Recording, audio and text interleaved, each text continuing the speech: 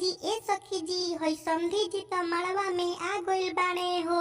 अरे हाँ ये सखी जी समधी तो भीख मांगा लागता हो। अरे ए सखी तनी ये मौगा समधी के तनी गारी गीत गरियावत। ए सखी जी गारी गरियावला से पहले एगो बात कहल चाहतानी हो।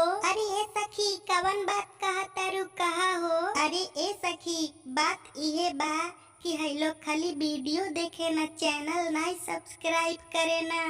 अरे ये देवर पहुना लोगन चैनलवा सब्सक्राइब कर दा तबे नहीं अच्छा वीडियो देखे के मिली। मड़वा हिलायो ना पावे कमजोर समधी, मड़वा हिलायो ना पावे कमजोर समधी।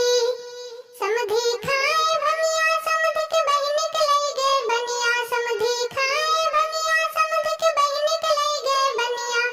कमजोर समधी बहिनी पकड़ियो ना पाए कमजोर समधी, बहिनी पकड़ियो ना पाए कमजोर समधी। मड़वा हिलायो ना पाए कमजोर समधी।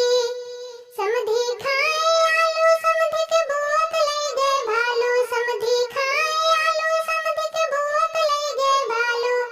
कमजोर समधी, कमजोर समधी। हाय, कैसे हैं आप?